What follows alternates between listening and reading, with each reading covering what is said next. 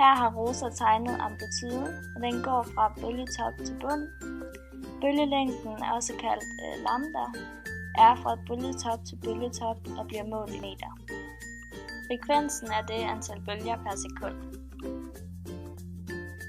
For at regne farten ud har vi en formel, som siger, at vi skal bølgelængde gange frekvens.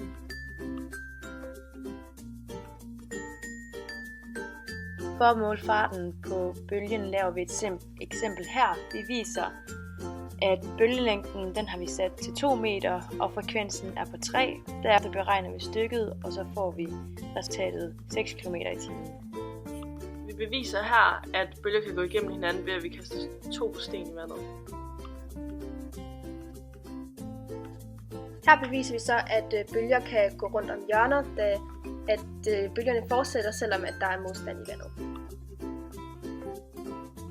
Vi prøver herved at bevise, at der bliver skabt interferens, når at vi har samme frekvens. Hammermand han står med en bold og laver de her bølger ned i vandet. Når der så bliver tilsat en ekstra bold, så danner den her mønster, som så danner de her interferensstriber, som man kan se nu.